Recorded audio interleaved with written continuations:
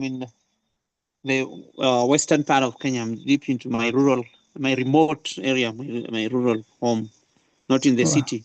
So when you're not seeing my picture because I'm just starting to stream live on YouTube, and then now it's official.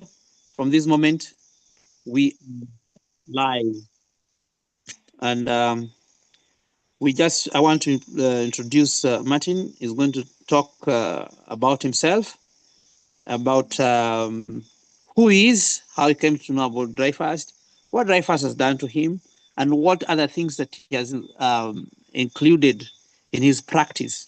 Because he told me something that was very fascinating when he said that he has done 9 days dry fast. How many times, by the way, Martin? Is it 7 times or 9 times? 9 days dry fast. I did well, I did lots of 7-day dry fast, then I did an 8.5-day dry fast, then I've done 7 9-day dry fast, and I just finished the 7th one about 5 days ago, so I'm still quite tired. I'm not firing on all cylinders yet. I'm still recovering from that latest dry fast. Wow, So, wonderful! Congratulations. and I've done them the 9-day dry fast. So I've done them fairly close together, and I don't think anybody really knows. And I'm starting to make them longer apart now, because I did them every 3 months. I did a 9-day dry fast every 3 months, and then the last one, because of circumstances, I waited 5 months. And from now on, I think I'll do them 3 times a year rather than 4 times a year, to give myself time to build up enough fat and body weight to be safe on the dry fast. So yeah.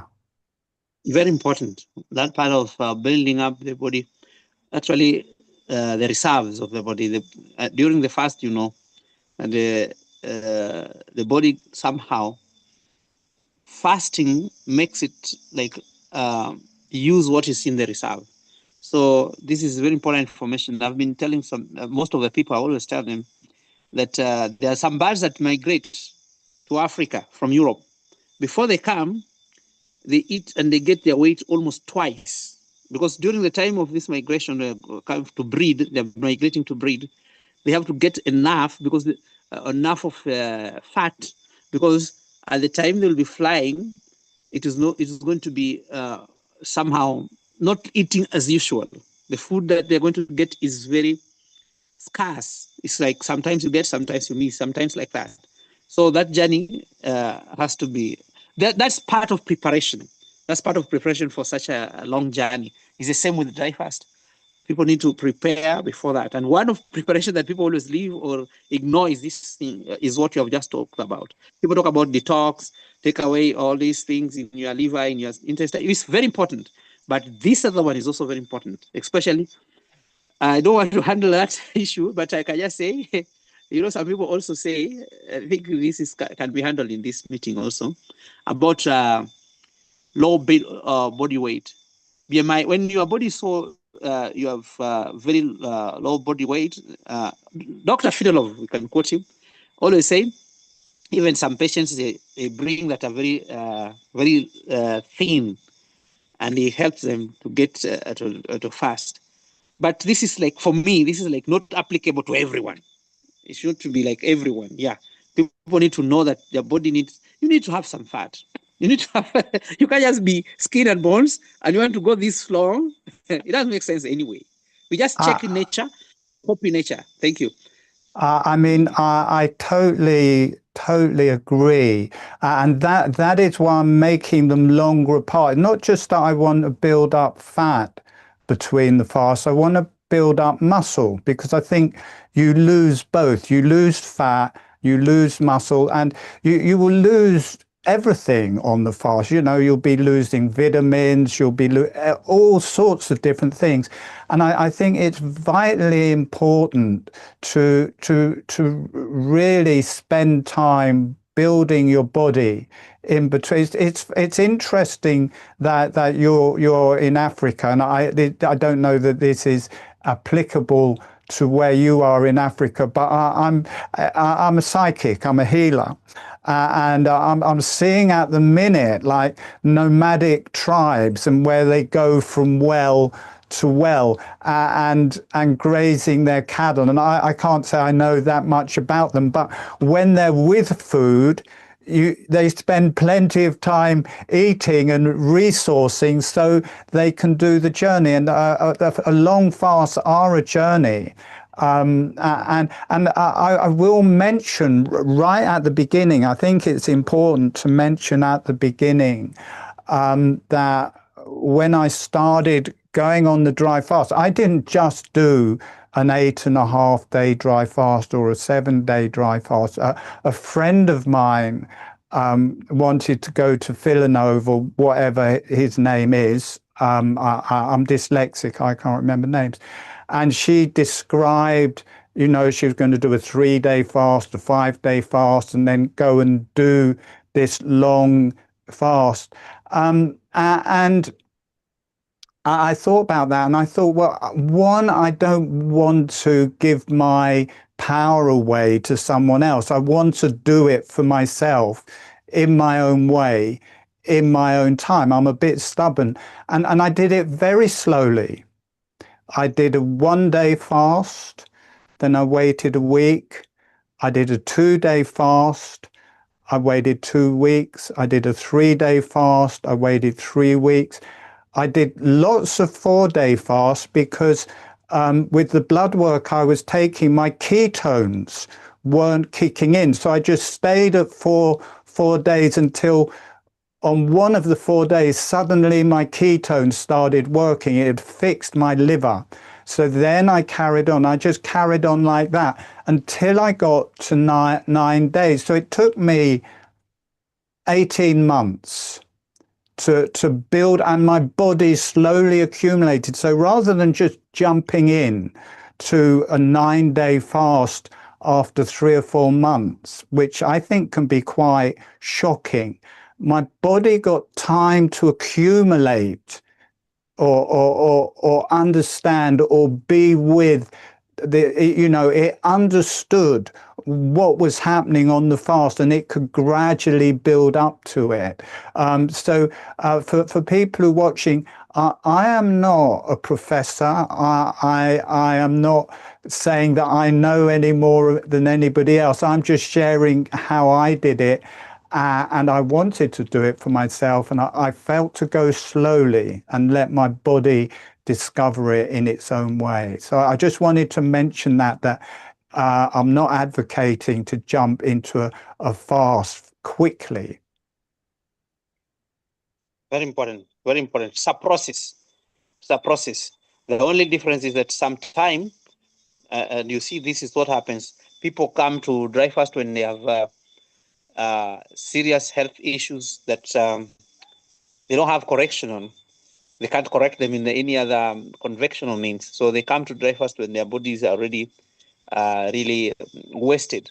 And I think that's what brings the confusion. But everybody, all those people who have been following us, all those who listen to us, they know very well what we advocate for. We advocate for safety. We don't just want people to do things to, you see, you have done this without supervision at home this many times. But because the first thing that you are doing is safety first, those breaks are extremely important. Those breaks are extremely important.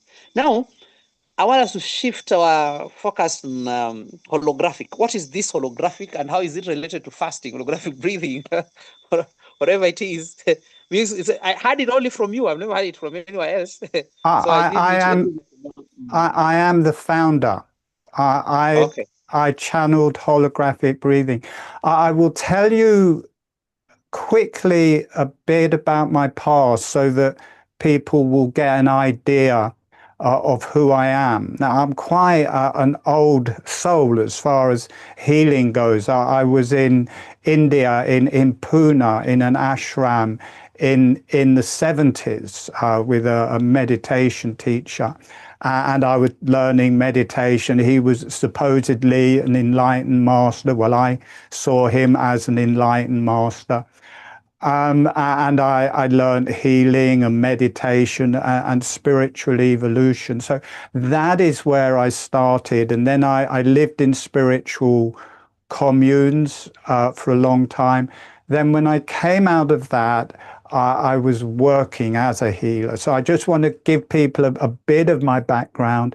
And to start off with, in the 80s, towards the end of the 80s, I had a Tai Chi school.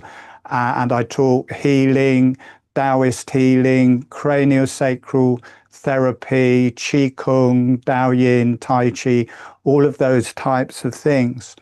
And then what may interest a lot of people here, in 96, whilst in Pune, in India, I was in Osho's ashram, people may know that name. I got bitten by a tick and I got Lyme disease. But I didn't know. I didn't know that I'd been bitten, and I didn't know that I'd got Lyme disease. And then 6 months later, I was visiting a healing teacher in Germany, and I got a tip. Well, it's the same healing teacher actually, and I got bitten again, and I got all the symptoms of neurological Lyme disease. So I got 2 doses of neurological Lyme disease. And there's so many different strains of Lyme disease. I just think I just got a mega, spectrum of spirochetes. And from that point on, from being very healthy, active Tai Chi, I had 150 students. I was teaching Tai Chi 40 hours a week. I was doing my own Tai Chi. I was like an athlete, kind of Tai Chi type person. After 7 years, I was bedridden or close to being bedridden. So this is where the holographic breathing came in. And I was at the point of dying. I was I was shaking all of the time, and my skin was see-through. You could see through my skin. And I was just getting bronchitis and pneumonia and bronchitis and pneumonia. And I think if I got another dose of pneumonia, I would have just died.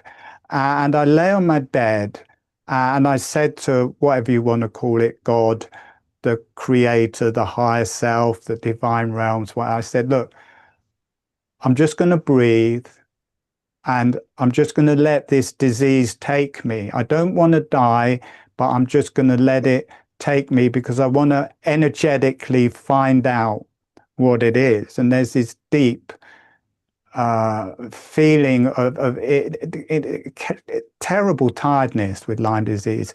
And it was just going through me in waves, this tiredness. And the tiredness changed to the experience of dying. It was the waves of death. It was wave after wave of death until I came out the other side. And it was as if I had died.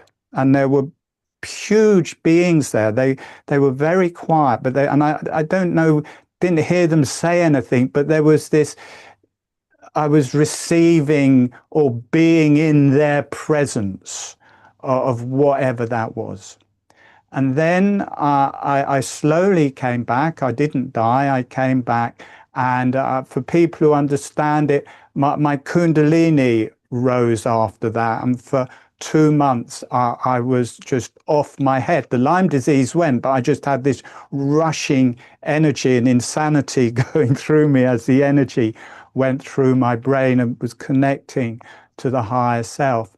And towards the end of it, I just sat down and I was just breathing very gently. And I had been breathing into this area to open up my maxilla for about a week and my brain, and I was just breathing like that. and it was becoming painful in my brain. So I just did it softer and softer until at a point there was just this blinding flash of light, and this energy drove through my face and down into my jaw.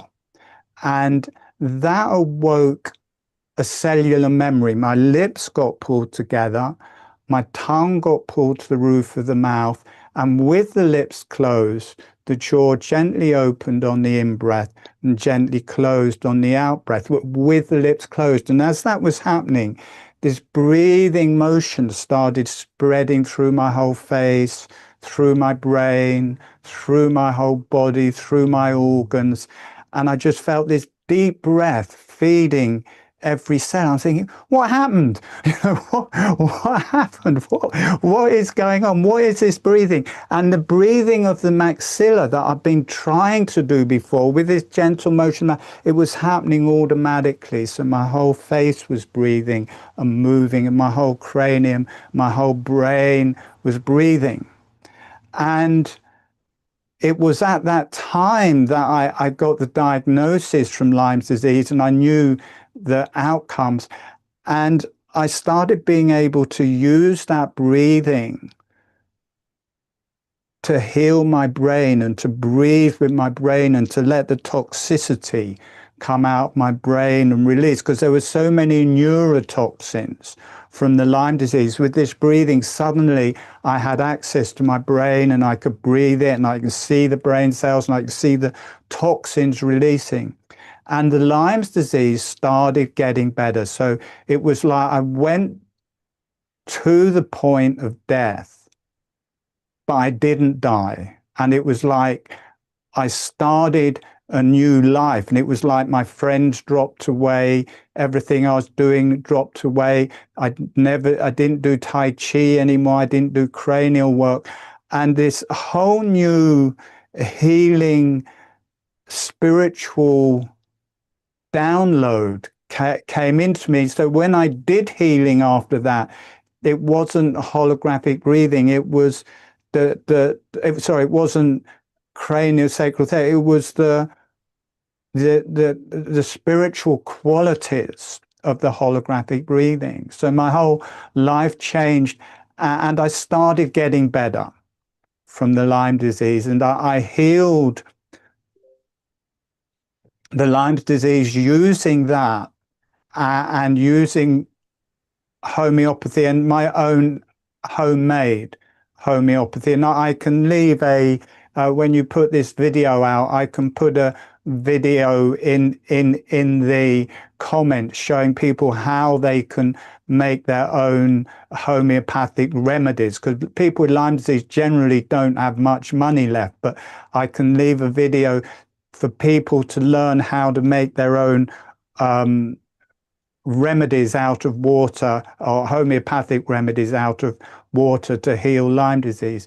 So and then when I got the tests, it was showing that the breathing and the home had cleared the Lyme disease, but I was still tired. You know, I got my life back, but I never fully got my health back. And I was always wondering, well, have I totally got rid of the Lyme disease? And I think I had got rid of it, but I think what happens with Lyme's disease is that you can get rid of the spirochetes, but I mean, the spirochetes are very clever. I think they program your brain and they program your immune system not to work so that the Lyme disease can carry on.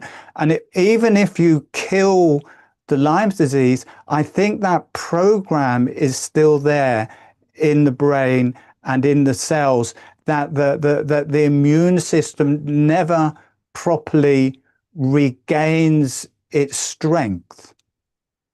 So I was always looking for something to help with that. And I think the dry fasting was what helped me take another layer. You know, I had cleared the spirochetes, but the memory of it and the structure of it and the injury to my glial cells, to the brain cells, and my injury to the immune system was still there.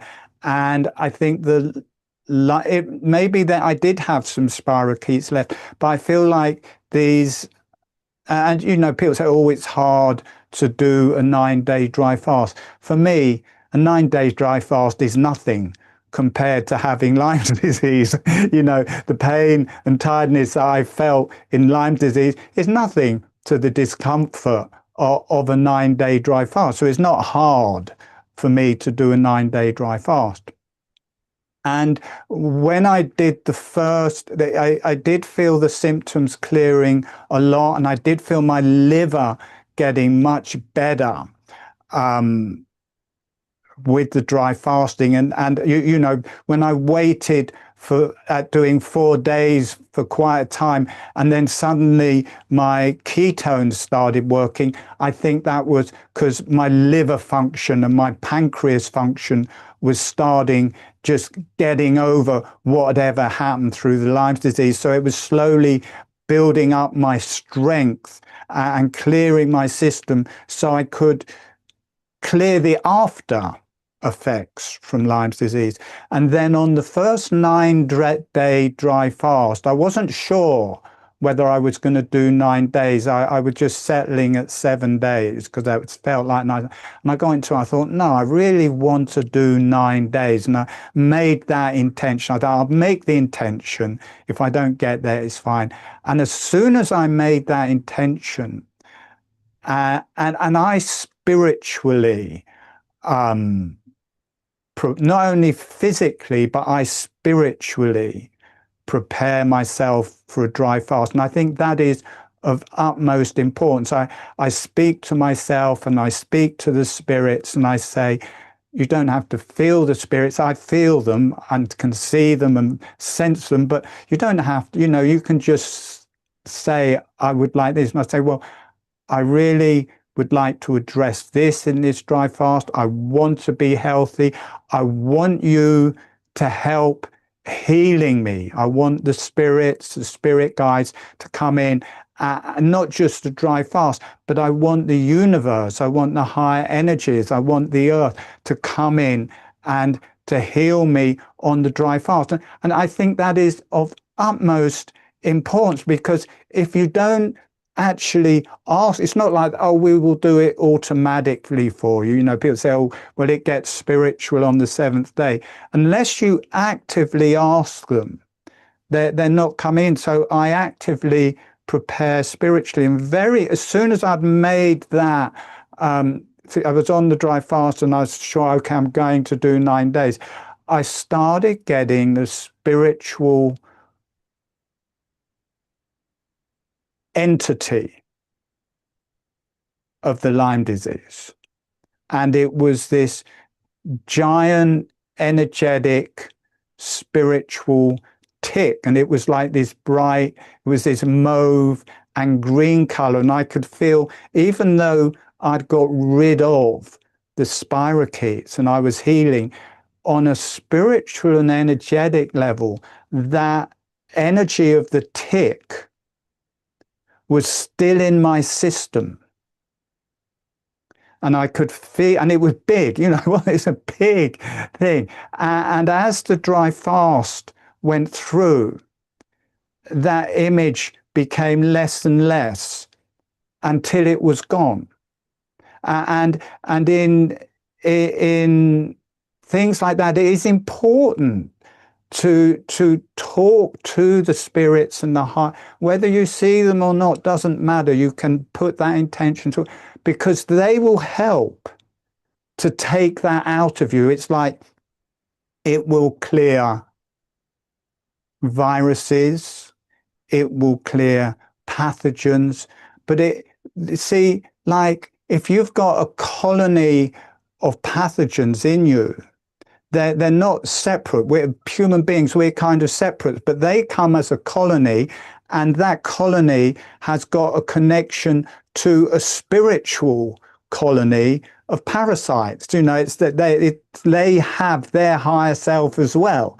And if you talk to your higher self, it can release those up into their higher self. So it really helps. So the colony of Lyme disease was kind of around this emblem and energy of this tick. And as that left, I felt it leave, and I felt my body, oh. And it wasn't with anger. It was like we had lived together for 20 years. You know, we kind of got used to each other. So it wasn't like it was, and it knew that, and it was like it had done its job. Whatever reason I needed to get the Lyme disease, that spiritual entity left. And then my whole body relaxed. Oh, thank God for that. And I've been carrying that in my energy the whole time. So whether I had the Lyme disease or not doesn't really matter. I was still carrying that spiritual energy. And for me, I approach dry fasting as a spiritual thing. I don't talk. I don't see anybody on a dry fast. I don't talk to anybody. It's just me on my own, going off on my own. And I guide people, or I suggest not to talk to other people or be in communication with lots of people, because when you speak on a dry fast, a lot of people get dry mouth. If you want to get dry mouth, just go and have a conversation with someone. It really, if you're breathing through your nose all of the time, it will keep you moist and it will keep your mouth moist. But if you breathe through your mouth and if you talk to people, it will dry out your mouth. And as a tip for people, many people get dry mouth. Many people get dry mouth at night. If you get some soft surgical tape, and you just put it over your mouth at night, so you breathe through your nose, that will keep you moist inside, because as soon as you breathe through your mouth, you're really throwing out lots of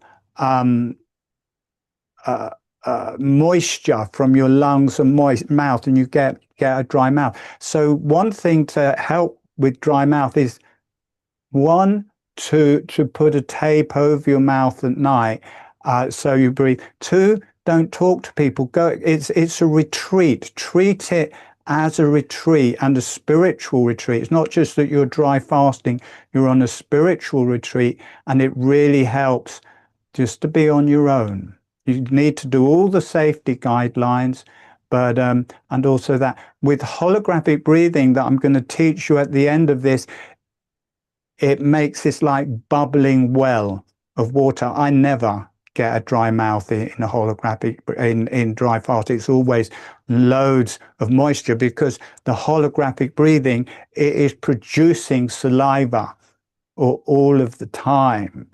And also holographic breathing, you know, as I mentioned it, the lips are closed, the tongue is on the roof of the mouth, the breath is through the nose. And even though the lips are closed, the jaw is gently opening on the in-breath and the jaw is gently closing on. And this is like a subtle form of suckling. And if you practice holographic breathing, it will remove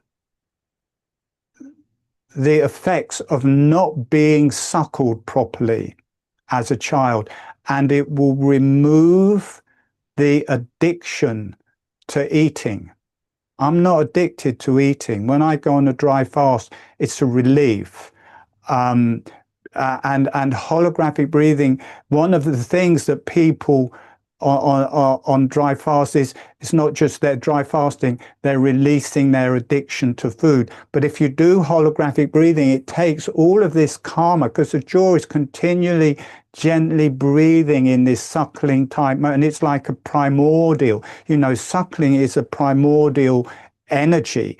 And around food, early childhood trauma or any trauma, the jaw becomes fixed, and because it's continually moving, then it removes that trauma, and it takes people out of the addiction to food. So even though I'm on a dry fast, I'm continually eating because I do holographic breathing all of the time. My jaw is continually moving, so I don't get hungry. And also with holographic breathing, this breathing motion moves through the whole body, and it encourages the peristalsis and the movement of the organs and the digestive system. And normally on a dry fast, that just shuts down. And that causes a problem for people on dry fast because if people generally won't go to the toilet on a dry fast, whatever they've eaten, whatever's inside them, when they, after maybe a day, if they haven't gone to the loo, that is there for the full 9 days, which can be uncomfortable and then give you constipation. I work with the holographic breathing, the digestion system, the pelvic floor, and I go to the toilet, not the same as normal, but normally I've cleared everything through by the 4th day because of the dry fasting. So that can be incredibly helpful to people because it means they don't have to do an enema at the beginning to clear out the digestion before the fast. They don't have to do a pre-fast so there's nothing in their gut. I can just eat and do eat lots of food right up to the beginning of my dry fast, knowing that using the holographic breathing, I can just go to the toilet the same as normal, and that won't just set in me, and that my whole digestion can keep going. So there's a lot of benefits with holographic breathing for dry fasting. Did you want to ask me any other questions, Frederic? There's lots I can talk about, but I feel like I'm taking up all of the limelight here. Did you want to say anything? No. I think you are good to flow, but somebody will be asking, because when you're talking that so many things are going out, give us idea who you are, what you have practiced, all that. You talked about Qigong, Tai Chi, all that you did before you got this Lyme disease. And then you also talked about this holographic. Though you are going to to show us how it's practiced, but is there a relationship with that, with those things like Qigong, Tai Chi? Like, is it to do with, does it help with your energy? Is it have something to do with energy cultivation? Because when you are talking about it, I feel as if it also helps you with energy. Or that's what I'm making The up. The holographic breathing that you're talking about. Is it holographic also breathing is became my internal Tai Chi, like a higher form of Tai Chi. good? It replaced everything I did The before. physical. Okay, good. I used to go for a lot of sessions and do different things.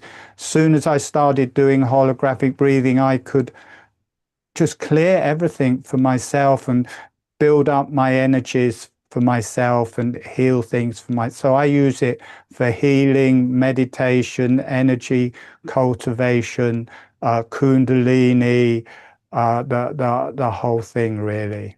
Yeah, Okay, yeah, now I got you. Yeah, yeah. but there's something very like I'll say it like, sometimes when I also laugh. So that's me. That's Frederick.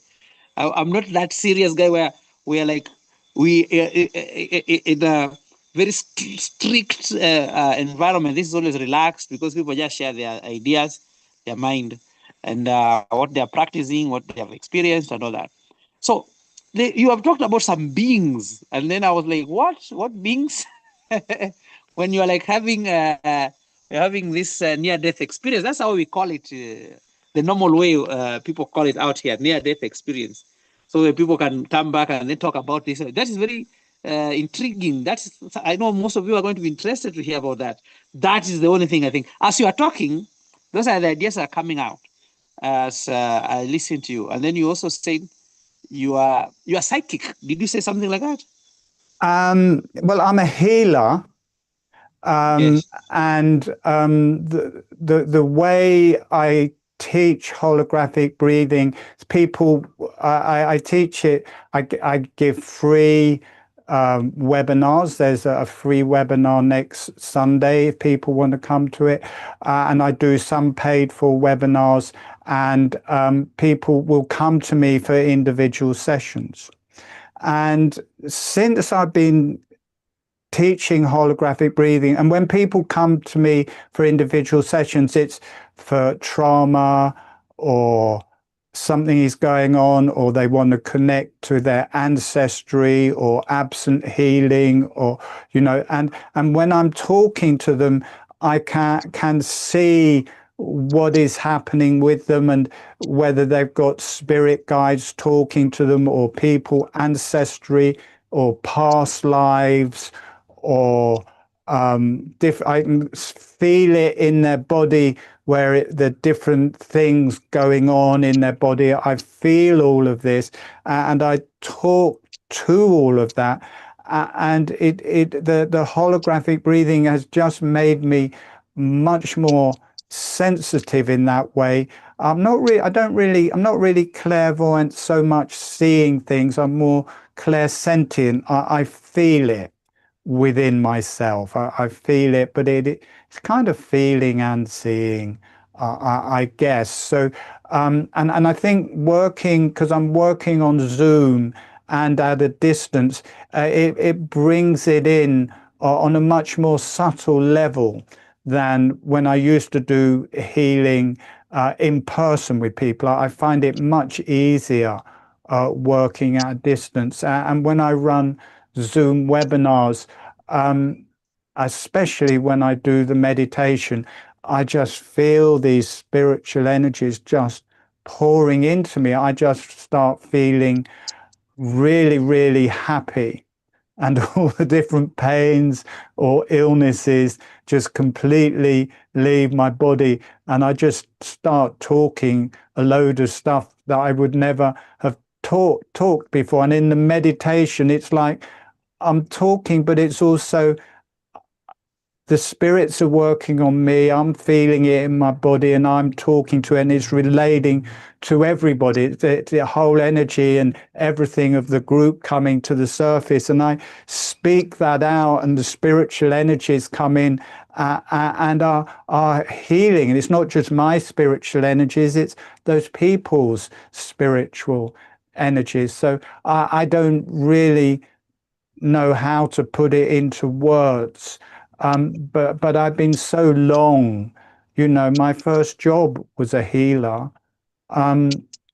So I've been doing this job my whole life, but with the holographic breathing and working on Zoom, it has become much more refined. And definitely with the dry fasting, that there's a spiritual side of that to me. So does that answer your question, Frederic? Yes. Yes, though this idea of these beings, let me tell you why I'm asking you this. This is a mixed up group. This is a group that has people who are coming from different spiritual backgrounds. So we have people who are strictly strong Christians like me. I'm a Christian. And we have people who are Muslims. We have people who don't believe in God. We have people who are from, I can just say, different religion. And because we don't want to always put like a line, say, okay, we are only associating ourselves with this. No, we realize that we have a health message, and this is what is universal. This is what is bringing us together.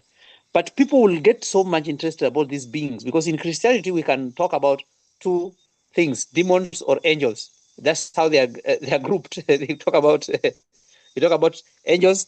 This is a spiritual being that is going to help you, and I talk about demon. This is a different, like opposite of angel. This is a spiritual being that is going to destroy, kill, like that.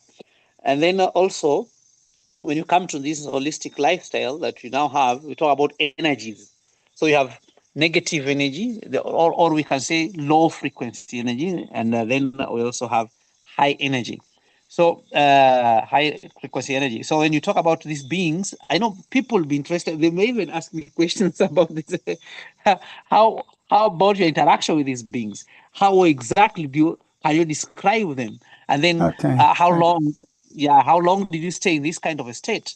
And more details. People want to get more details about this. All Though we right. know the target is holographic, so that we don't take much time for the holographic breathing.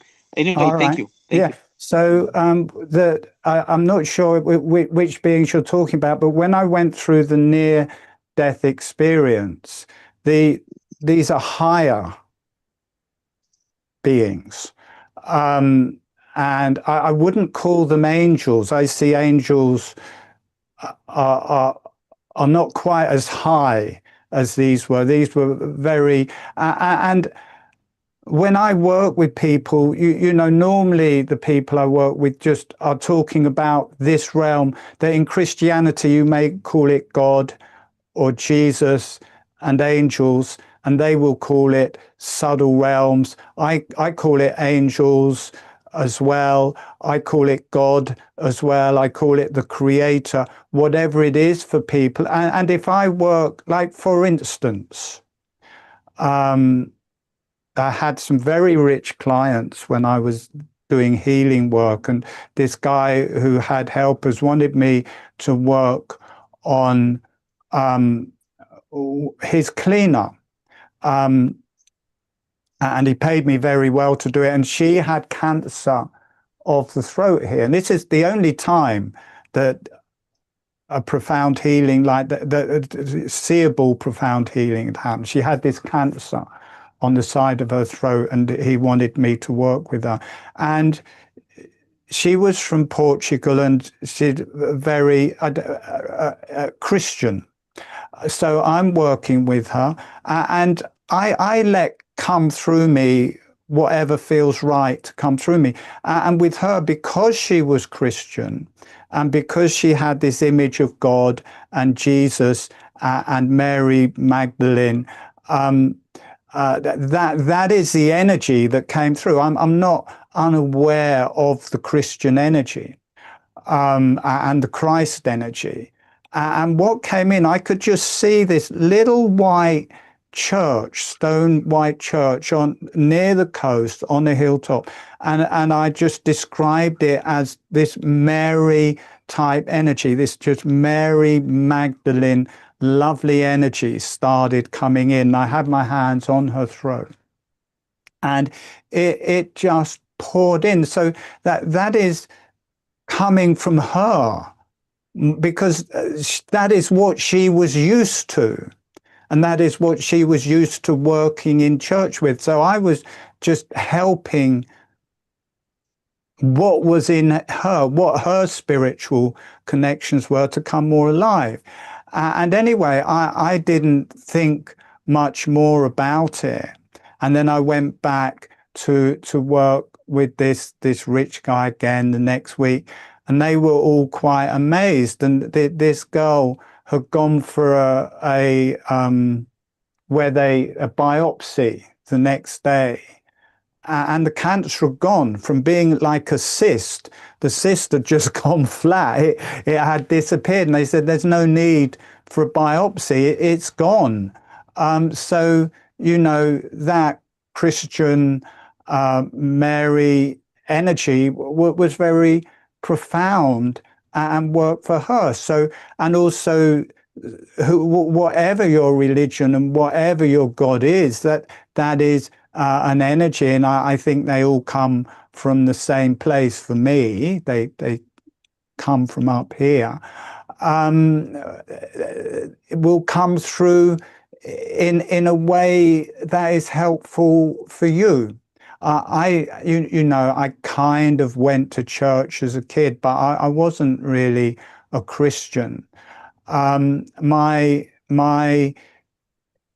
me, I'm just spiritual. I just feel what is there, and I do think sometimes what often can be seen as demons are sometimes just lower energies, like our sexual energies or deep earth energies. And these can feel a bit scary, but they're just a lower end of the same spectrum. So you might have angels and God up here, and you may have sexual energies, earth energies, which seem quite dark down here. And it doesn't mean that this is good and this is bad. They kind of feed each other.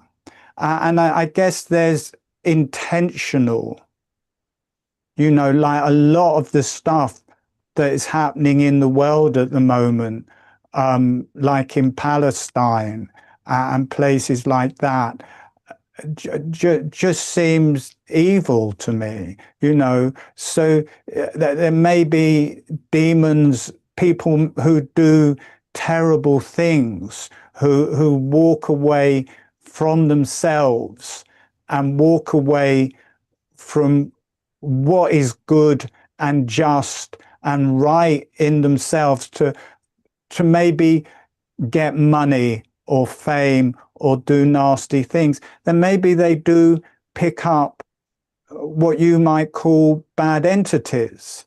So yes, but I think we're all the same. Do you know what I mean? We just put it under different names, but those names do have a channel. When I work with Christians, I can feel this Christ energy or this Mary energy that's fitting together with their system. I'm sure it will be the same, a different energy with a Muslim, but still coming. Do you know what I mean? It's all part of the same matrix for me.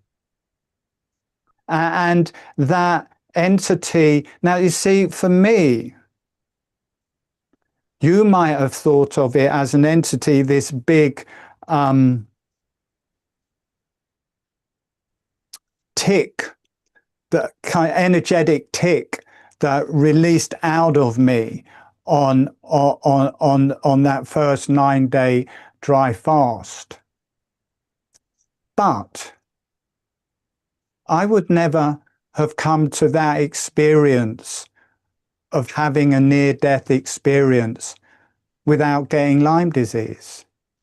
I never would have found holographic breathing without having the Lyme disease. I had a Kundalini awakening in 2012 that never stopped, where the energy is just continually, it's terrifying experience. And that energy never stopped, and it's there till this day. And that is common in Lyme disease, that if you have neurological Lyme disease, it breaks down the cellular structure, and people will start having psychosis and different things like that, or really different psychological problems. And there's not a lot of difference between psychosis and spiritual enlightenment and Kundalini awakening. They're kind of a very similar thing, except that when you go into psychosis, you're not properly embodying it, and it's quite often there because of emotional problems or traumas. Whereas where you go into a Kundalini awakening, you've cleared all of the traumas and the energy just goes through. But they're very similar experience. So the Lyme disease may have helped with my spiritual evolution there. And the Lyme disease's spiritual connection may have helped with my spiritual connection. Who's to say what is good, right, and wrong? We come into this life with karma, with things we need to work with. And we crystallize ourselves. We crystallize ourselves with our challenges, mentally, emotionally, physically, disease. What we're fighting against, quite often it's quite good to fight with rather than against, because as soon as you put it in an opposite polarity, it becomes a fight. Whereas with the Lyme disease, I brought it into myself and allowed it, and that allowed me to clear it. I will give you an example of that. With the Lyme disease and after the Lyme disease for quite some time, because my body was injured, I had no immune system. So I would get ill all of the time, and it would take me forever to get better. I would get the illnesses first, they would last the longest, and I was the illest. And it was like my body just didn't have, you know, I maybe had Lyme disease, but what was really pulling me down was colds, flus, bronchitis, things like that, different viruses really pulling me down. And I knew that my body, my immune system, didn't have the wherewithal to clear that virus. So say I had a virus, a flu virus. So, and I was coming to that point and I could feel I can't get rid of it. My body's just not strong enough. So rather than fighting that virus and thinking it's a terrible thing, I'd say, okay, hello, virus. I'd speak to it. I'd say, hello, virus. How are you? And I would sense that virus, and rather than fight, I would allow it. And I would allow it to come into my body.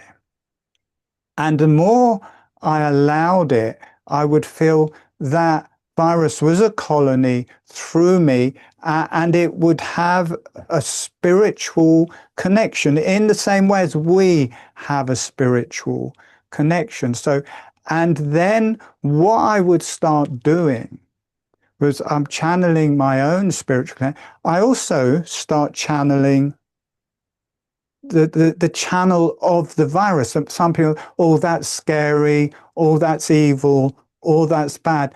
No, it's just different. And by channeling that energy of the virus, I feel myself spiritually evolving. And I can feel that virus has a job. And it was like me allowing it and channeling, it was allowing it to go deeply into the cells. And it was often that the virus was taking toxins out of the cells. And I would allow the spirituality of the virus, I'd allow the virus, and it would somehow take toxins or something away, or inform my DNA. It would like upgrade my DNA.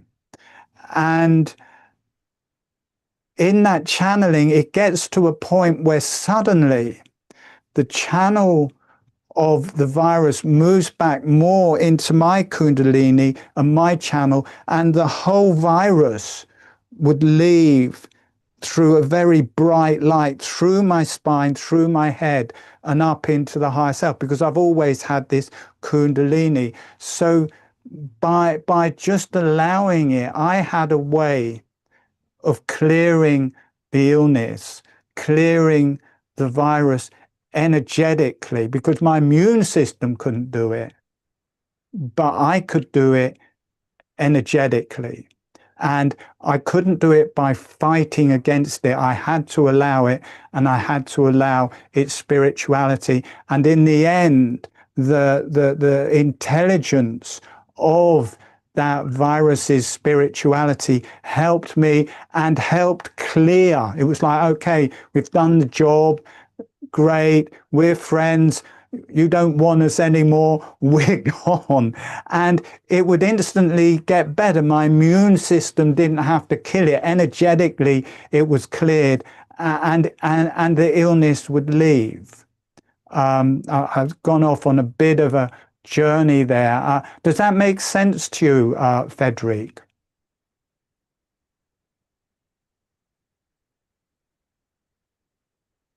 I'm not sure if Frederic is still there. I will talk a little bit because Frederick might not be there. I will talk a little bit. Just looking at the time, I will talk a little bit about the energy levels of a 9-day dry fast, how it works with me. And then it might be good for me to teach holographic breathing because it would be going on quite a while. So I am the host now. Frederic, I think Frederic's internet might have gone down. So what I will do is I will talk a little bit about the different energy levels of the different days of a 9-day dry fast. And for me, and what's very useful is the first 4 days of a dry fast. For me, this really helps clear colds, flus, different diseases in the first 4 days. And then when that's over, the next stage from day 4 till day 7, for me, this is clearing childhood diseases, the pneumonia I had as a child and different stomach things and digestive things. So from day 4 till day 7, it systematically clears my childhood diseases, which every 9-day dry fast has got smaller and smaller and smaller. So I think there's these resident illnesses that are bringing us down all the time. And between day 4 and day 7, it clears them, and each time it clears them, they get less and less till they're just gone. And then from day 7 until day 9, it seems to go on to a completely different level, which I find quite hard in a way. It started this heat, this kind of a heat in the cells, and I find it very hard to be in my body and be with it, but I'm kind of getting better at it. And that starts in the digestion and works deeply through the digestion, and then it tends to rise up into the organs, the liver, the pancreas, the spleen, the duodenum, the kidneys, all around that level. And then it deeply, this heat working into the cells there. And then it will rise through the diaphragm and into the heart, and then out into the lungs. And that's normally on day 9. Now, I haven't gone past day 9 yet because it's been quite difficult. It hasn't felt safe because of the blood work, which I haven't talked about. I haven't gone past day 9. And I presume after that, day 10, it will probably, that deep cellular cleanse, probably on day 10. So I just wanted to mention those different levels that happen for me and may be different for you. I'm wondering, Frederic, your picture is there now. I would like to teach the holographic breathing now, if that is okay. But I would just like to have a 5-minute break, if that is possible, just so that I can change level and just do a few things. And people might want to go to the loo or make a cup of tea or whatever. Is it okay? It's 7 minutes past at the minute. Is it okay to start again at 12 minutes past and I teach the holographic breathing? It's okay, but we can put it as part 2 of what we are doing now, so that we end this one and start that one as a different thing altogether. This was more of a discussion, introduction, and all that. Then now it would just only be on holography, how you do it, the way it's done, like that.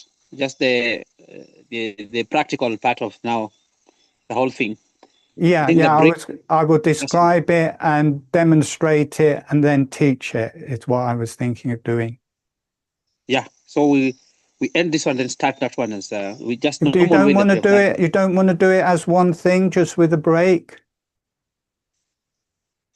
You know, we are already continuously recording. I tell you what. That's what I normally do. But I will just teach it now. If it's going to be problematic, I will just teach it now. Is that Okay. okay? Okay. Yeah. Okay.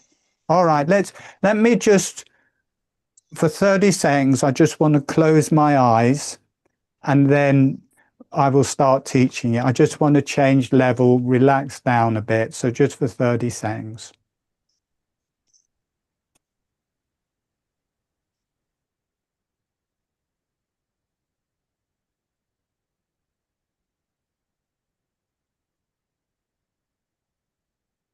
Hmm.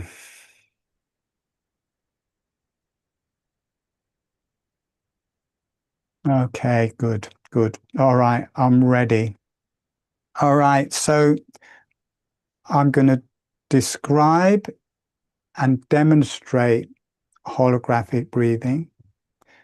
And then we're going to do a guided meditation where I will take you into holographic breathing, and you can learn holographic breathing and you can take it through your body. And it's like riding a bike. Once it's happening,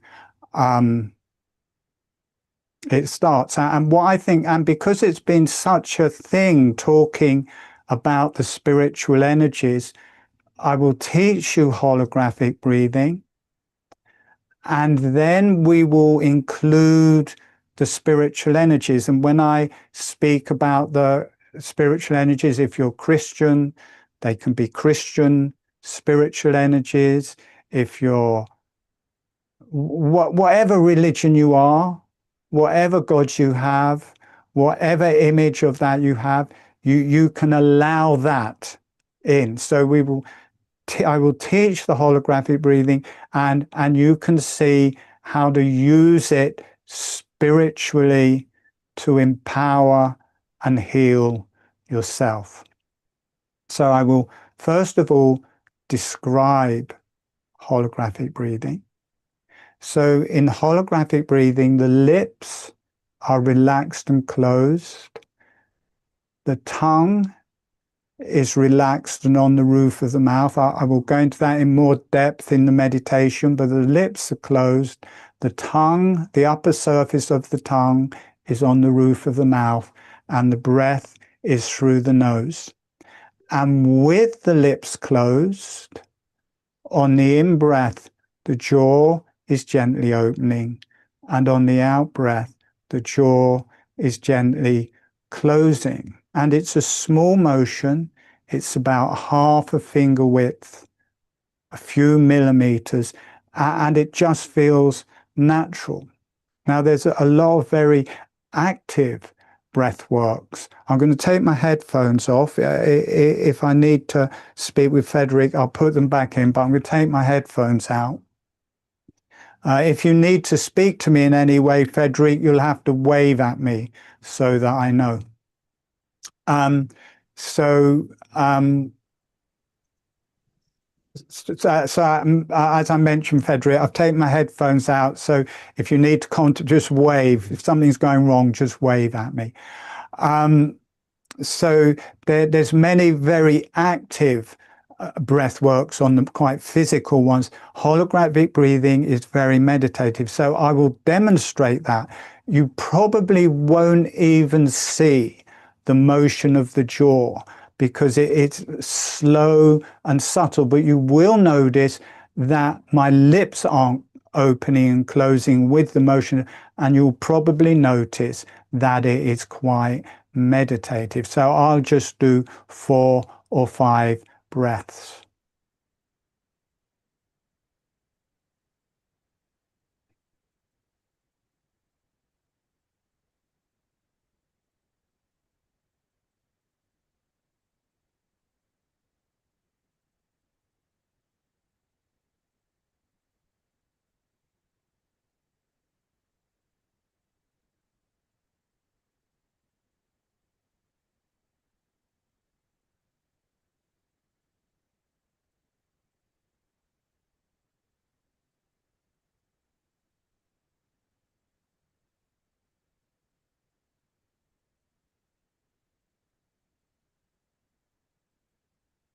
And as soon, you might notice my voice has got a lot slower.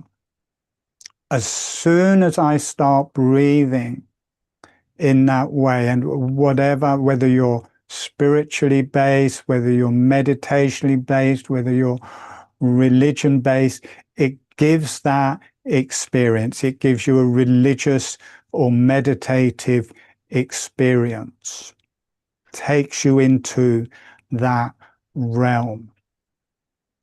For new people learning this for the first time, it's really good to be seated rather than lying down.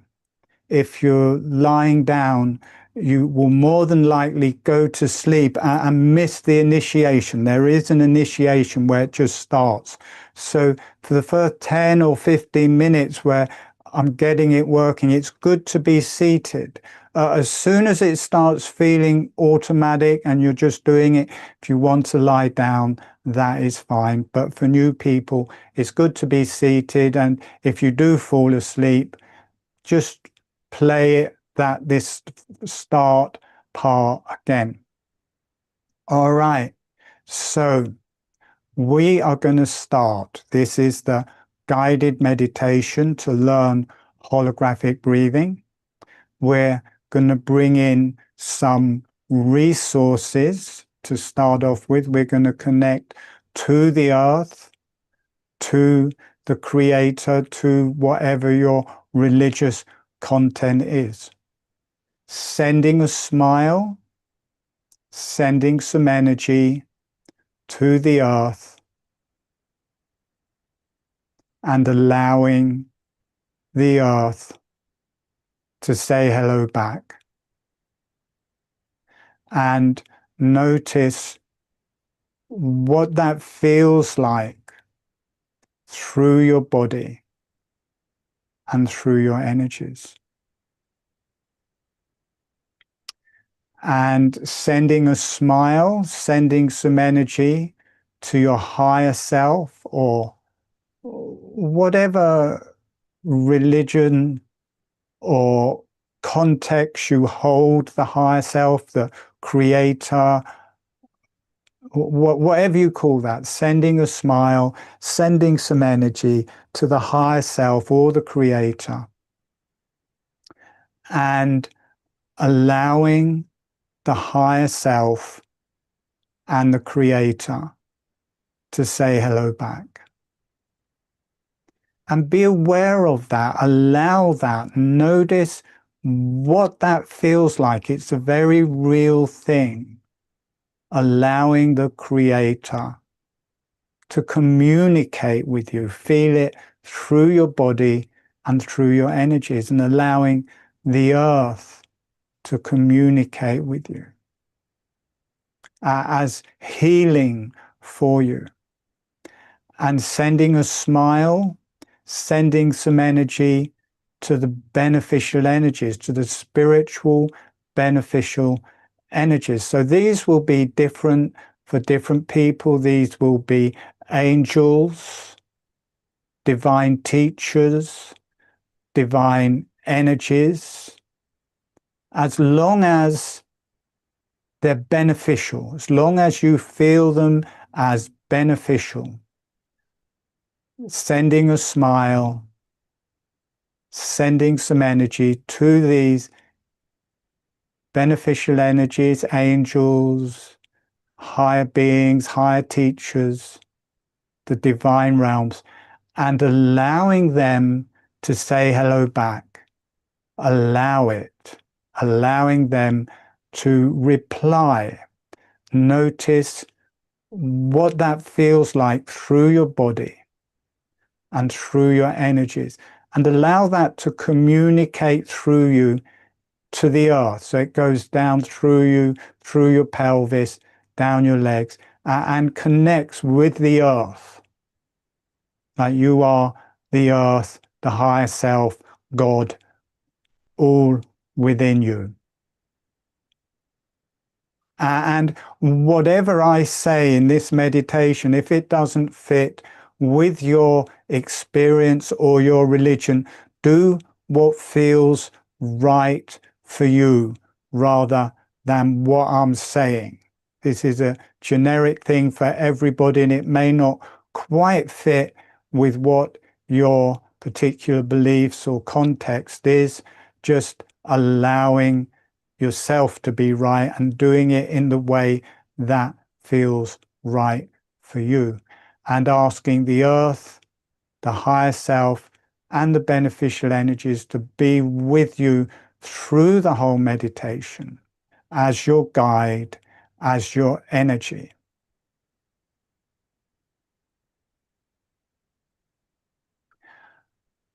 Okay, so I'm going to start teaching. So letting your lips come together and relax. The lips are together and relax. Bringing the upper surface of the tongue to the roof of the mouth and the tip of the tongue to the front teeth.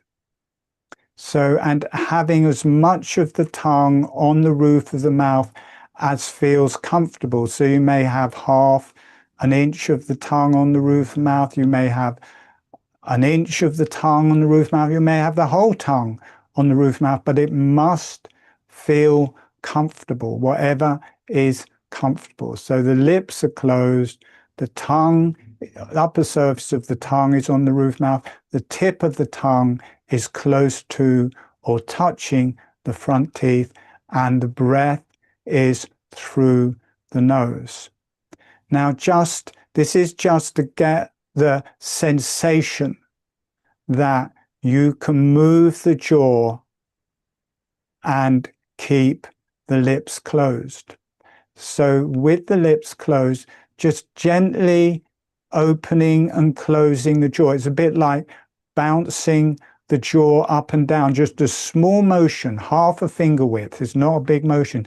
Just a bit like, may feel a bit like chewing, that you can move your jaw and you can move and you can keep your lips closed. You don't have to open your lips to open the jaw. You can let the jaw open a bit and the lips stay closed. You can close the jaw and your lips stay closed. And once you have that experience, we can just move on. And now slowing that motion down so it's much slower movements of the jaw. And then when you feel ready, as the jaw is opening, letting the breath come in through the nose. And as the jaw is closing, letting the breath leave through the nose. Gently, the jaw is relaxing open, the lips stay closed, the jaw relaxes open, the breath comes in through the nose. The jaw relaxes closed, the breath leaves through the nose. Notice it feels like a little bellows as the jaw is relaxing open, the breath is drawn in through the nose. As the jaw is relaxing closed, the breath is released out through the nose, and the lips stay relaxed and closed all of the time, and the tongue stays on the roof of the mouth. And it's not a doing, it's more of a drawing. The jaw relaxes open, the breath comes in through the nose, the jaw relaxes closed, the breath comes out through the nose. Now, as the jaw is closing, you can do it in two ways. You can either let the teeth gently touch together, or you can just let the jaw gently close and the teeth don't quite touch. So whatever feels best. The jaw relaxes open, The breath comes in through the nose, the jaw relaxes closed, and the teeth can either just gently float together or gently be slightly separate. Relax the back of your neck, relax the back of your head. Notice this bellows effect. The jaw relaxes open, the breath is coming in through your nose, the jaw relaxes closed, the breath is coming out through your nose. Now we're going to change the gestalt. We're going to move the emphasis from the jaw to the nose. Breathing in through the nose, the jaw relaxes open. Breathing out through the nose, the jaw relaxes closed. Notice it gets much lighter, much more meditative, much more energetic. Breathing in through the nose, the jaw automatically relaxes open. Breathing out through the nose, the jaw relaxes closed. Relaxing the back of the neck, relaxing the back of the head. Breathing in, jaw relaxes open. Breathing out, the jaw relaxes closed. The lips stay closed all of the time. Now we're going to start taking that through your body. Breathing in, the chest is opening, the jaw follows. Breathing out, the chest is closing, the jaw follows. Relax the back of the neck, relax the back of the head.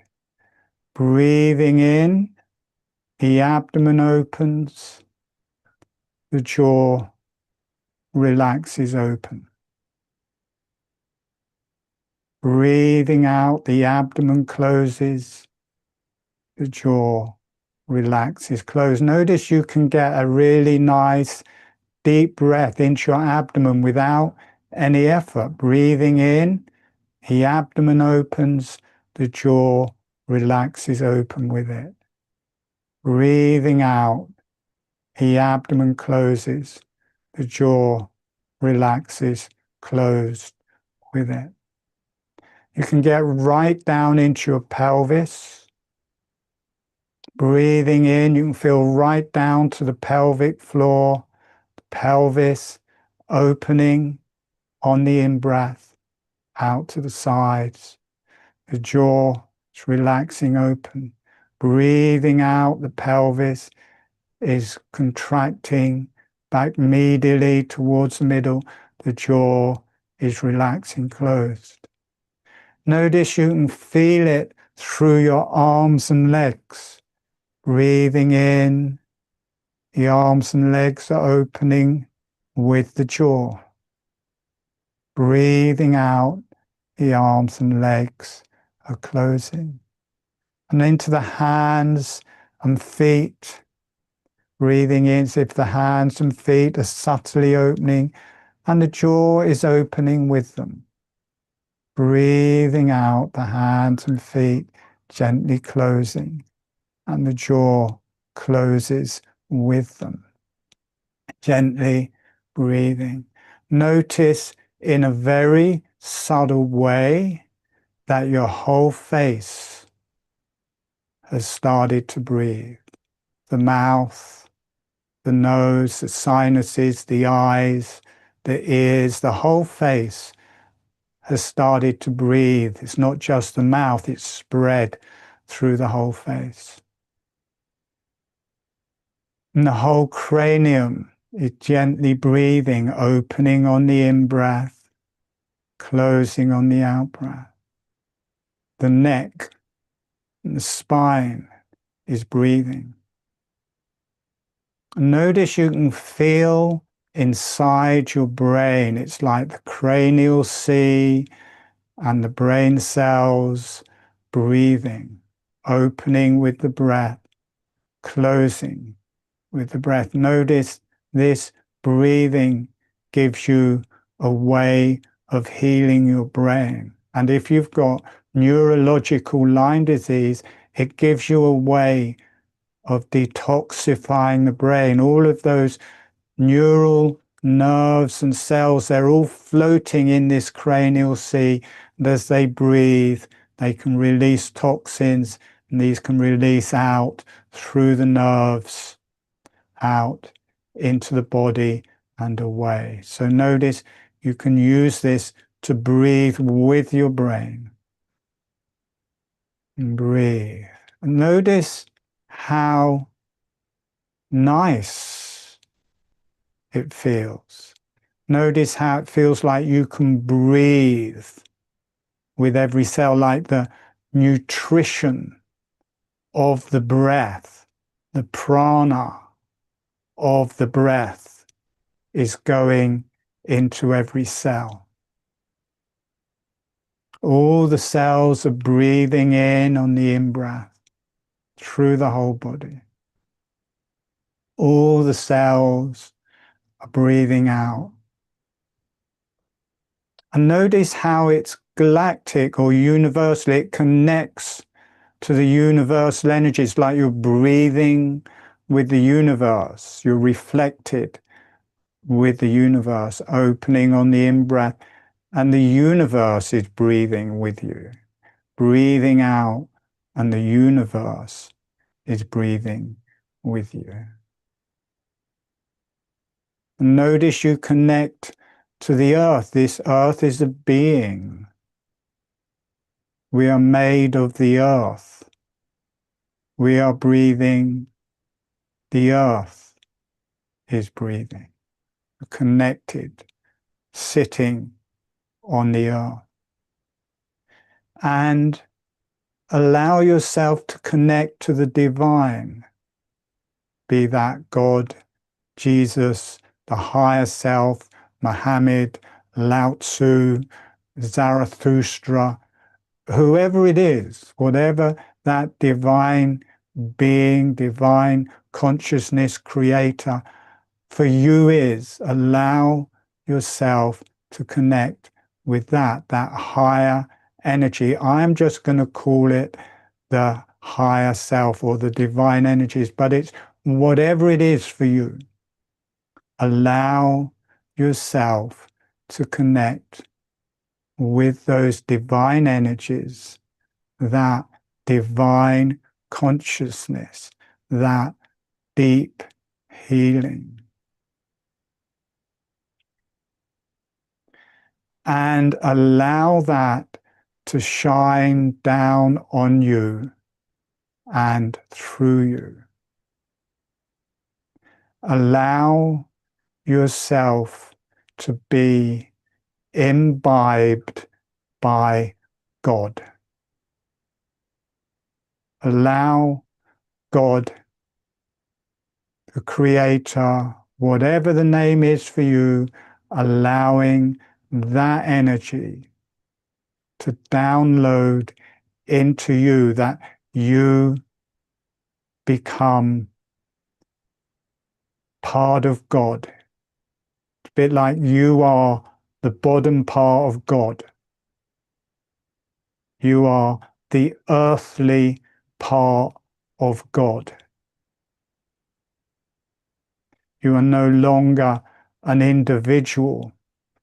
You've got the physical part, the emotional part, the mental part, and then you've got the higher energies and the God part, and you are one being.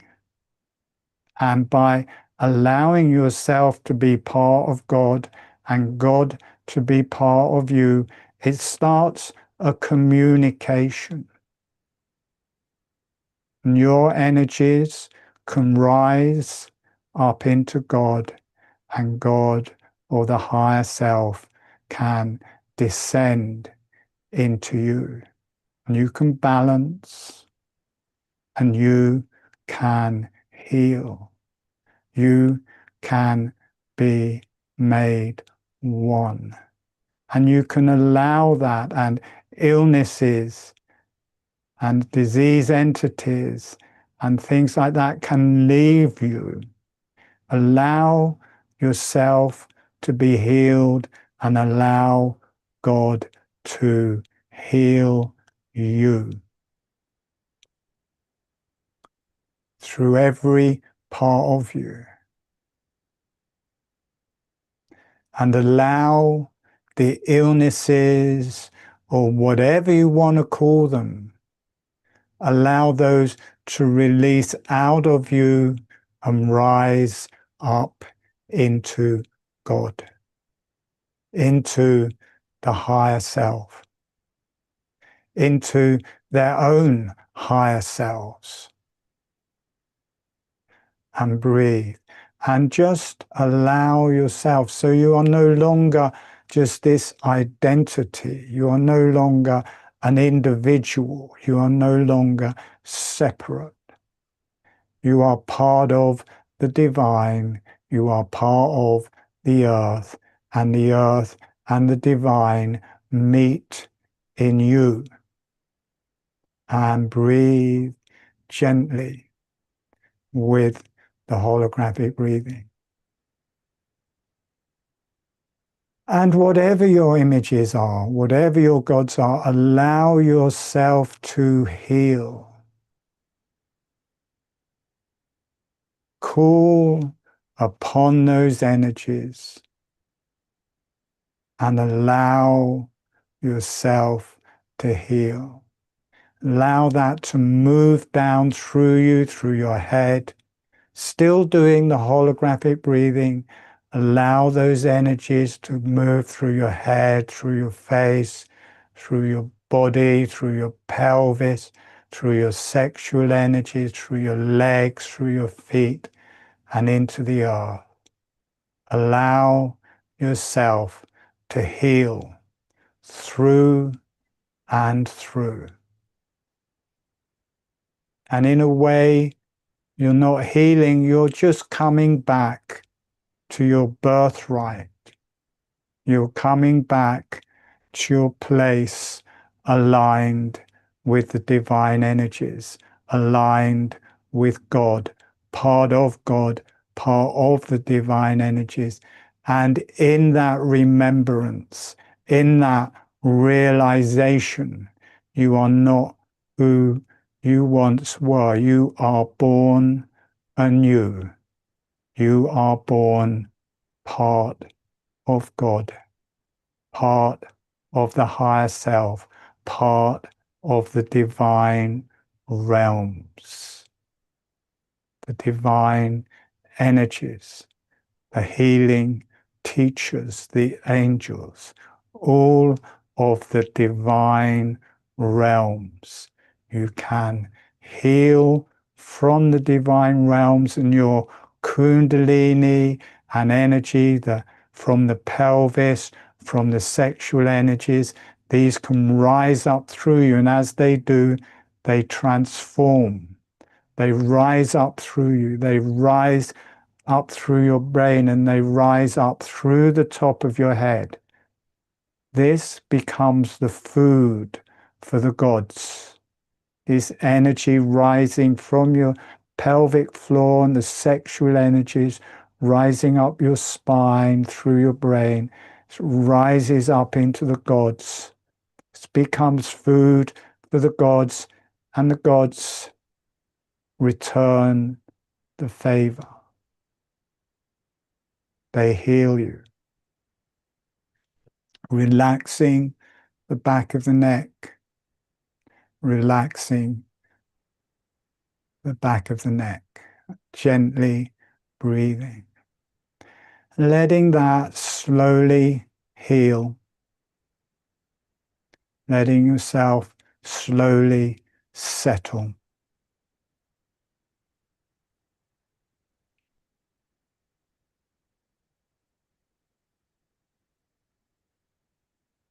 And breathe,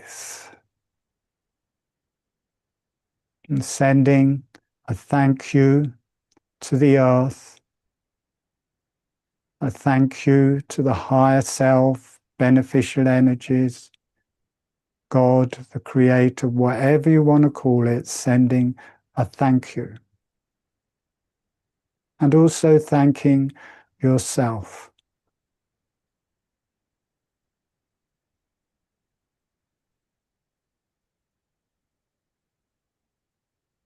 And letting the energies go off for love and healing to the earth. Letting the energies go off for love and healing to the higher self and the divine realms. And allowing yourself to be healed and loved.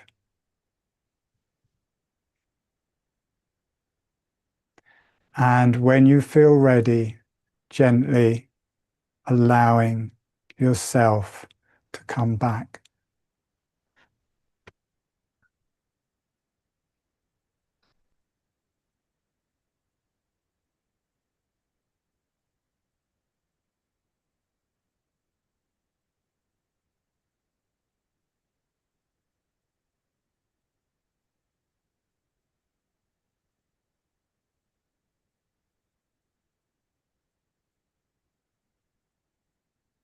Just put my headphones back in.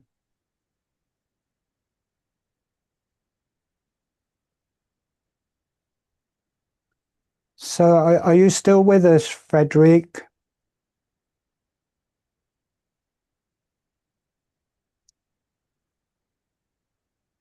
I'm not sure Frederic's still with us. He might have gone to sleep or something. I will. No. I'm here. I'm here. Oh, great, great, great, great, great. How did you find that, Frederic? Are we done? Are we done for Well, I today? got a few more things to say, but the meditation is over. Okay. I'll talk for a bit, and then we can talk together. All right. So you can carry on that in. I've got a free webinar that anybody can come to next Sunday. I have lots of free videos teaching in different ways on my website. That's all available.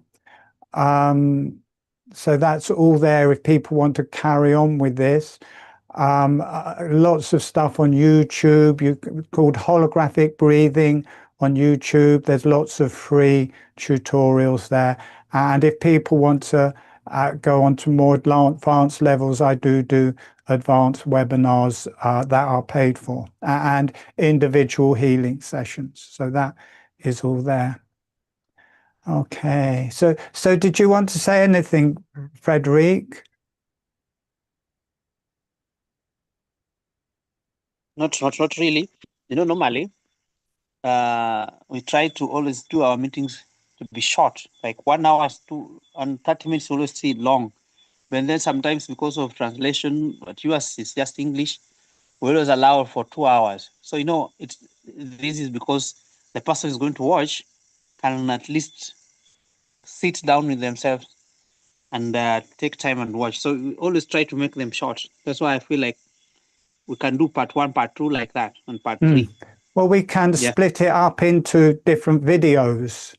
Yeah. From the recording, you can separate it into different videos. That's what I do. I do one, I put it out as one long video on YouTube, and then I do shorter videos with, one is the talk, one is the meditation, so people can do shorter videos. So I do one long of everything and then make a few separate ones so people can view whatever they want to view. Like clips, yeah. So I don't know if there's anybody who has a question from these people who joined us. If somebody has a question before we can wrap it up. I have a question. Yes, please go. Yes, and thank you for the talk. Is very helpful. When you do your 9-day dry fasting and you monitor your glucose and ketones. Can you explain how you are doing that? Yes, I have a little ketone reader where you prick your finger and you put a bit of blood and it reads out the the ketones, and then I've got another one that measures the blood sugar. So I get the little machines out and I put these things in them, and you make a little prick on your finger and you just add a little blood to each one, and then it will give you a readout of the ketones and the blood sugar. And I also take the blood pressure and the blood and the heart rate. Thank you for that. And one more quick one. Can you give us an idea of how, I may have missed this, maybe you said it already in the beginning, but did you heal your Lyme disease with a single dry fast, or did it take multiple? I think I healed my Lyme disease first with holographic breathing and homeopathy, but then I was still injured from the Lyme disease, and it's got better. I don't see it. I don't approach it of, oh, I'm just going to do one long one and I get rid of the Lyme disease and then everything's done. I look at it more of a life, something that I include in my life, which is dry fasting. So I've done 7 9-day dry fasts, and each one, the symptoms of the Lyme disease or the injury from the Lyme disease has progressively got better. Thank you so much. And I've got a feeling everybody I've heard talk about Lyme disease, they've said that it's 10 or 11 days where they've really felt a substantial, completely getting better. I don't know if that will be true of me. I've never actually made it to 10 or 11 days. I've always got to 9 days, and that's been enough for me. I'm getting on. I'm 68 next Friday, so I'm quite old. I think it's much easier when you're younger.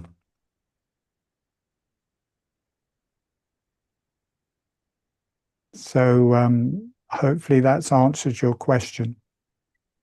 Yes, it did very much. Thank you so much. My pleasure. My pleasure. And any other? Go on.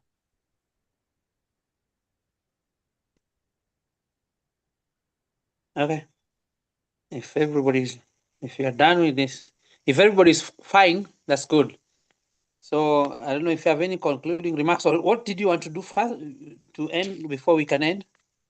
I'm done. I've said everything I need to say. I've taught the holographic breathing. I've mentioned all the things that I've wanted to say. So I'm cooked. I'm happy. Somebody says in the YouTube, she says, this seems similar to Stanislav Groves. Stanislav Groves. It's a I load think it was of, called yeah. holotrophic breathing. It's not Have you similar. heard of it? It's not similar. The name is similar. The practice is 100% opposite. Holotropic breathing from Stan Grof is fast, connective hyperventilation.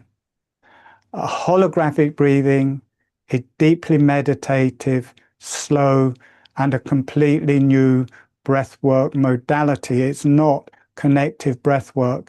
Holotropic breathing from Stan Grof is connective breathwork, like rebirthing, and the practice of them, you couldn't get two polar opposite breathworks. So it may have a similar name, but the practice of it is completely different.